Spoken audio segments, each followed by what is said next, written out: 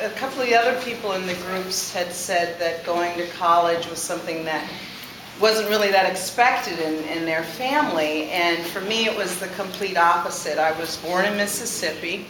My parents were born and raised in Mississippi, and they were part of the Great Migration North. They went to college. They had, they protested in the South. My father did registered voters from the Korean vets for Medgar Evers in the 50s in Mississippi. So they became educated and they moved north and to access greater opportunities from discrimination and really having more of their civil rights.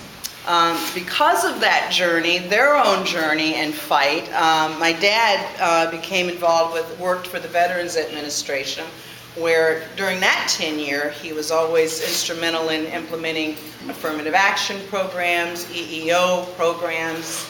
This was in the 70s, and we were always able to access these all-white neighborhoods, all-white schools. So their very access impacted me in always being discriminated against as a young person growing up. But like my father said, if you have education, you can always fight against discrimination. But which I did, and I got into corporate America and was working, and then going out and doing some community service and seeing somehow the baton has been dropped. My parents' generation, they migrated north, they moved into these great suburban communities. But what happened? There's still all this suffering happening in the South, in rural areas, and in the city. The baton has been dropped.